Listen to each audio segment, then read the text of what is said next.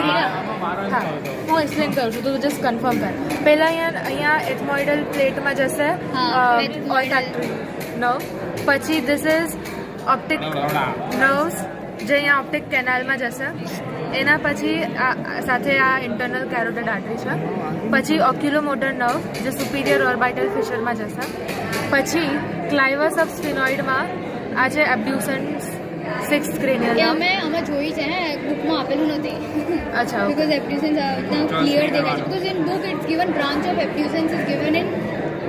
from the superior orbital fissure હા તો પણ એ જઈ રહી orbital છે fissure હા कहाँ છે ક્લાઇવસ કहाँ છે આઈ થિંક આ બધું સાફ કરશો ને તો આપણે ક્લિયર દેખાશે એના પછી ધીસ ઇઝ ટ્રાઇજેમિનલ નર્વ પછી આ છે ઇન્ટરનલ અકુસ્ટિક મિએટસ તો સાથે આવશે facial nerve also trochlear nerve vestibular cochlear nerve પણ આવે બટ અહીંયા દેખાતી નથી તો ફેશિયલ અને વેસ્ટિબ્યુલર કોક્લિયર નર્વ દેખાવી જોઈએ એના પછી અહીંયા છે ઇન્ટરનલ સોરી જુગ્યુલર ફોરામેન એક મિનિટ અહીંયા બતાવી દઉં જુગ્યુલર ફોરામેન અહીંયા ધીસ આ છે જુગ્યુલર ફોરામેન અને 3 છે ફર્સ્ટ ઇઝ હા 9 10 11 એટલે ગ્લોસોફેરેન્જિયલ